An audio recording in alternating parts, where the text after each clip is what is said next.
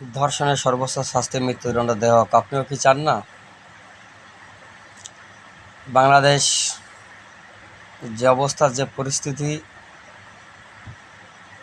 পথে ঘাটে রাস্তায় যেখানে সেখানে ধর্ষিত হচ্ছে, 5-10 বছরের বাচ্চাদেরকে ছাড় দেওয়া হচ্ছে না।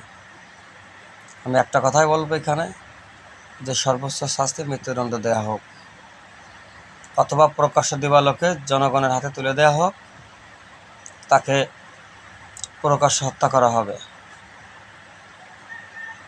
আজকে ক্ষমতা আছে, টাকা আছে, পয়সা আছে, আজকে পুলিশ অ্যারেস্ট করে নিয়ে যাচ্ছে, 1 সপ্তাহ 1 মাস পর জামিনে চলে আসতেছে, এর কোনো প্রতিকার হচ্ছে না, যার কারণে দিনে দিনে বেড়েই চলেছে। এর একটা সমাধান হওয়া দরকার। দেশ যে পরিস্থিতি, যে অবস্থা আছে, তাতে এইভাবে দেশ চালানো সম্ভব না। দেশে 12টা বেজে যাচ্ছে।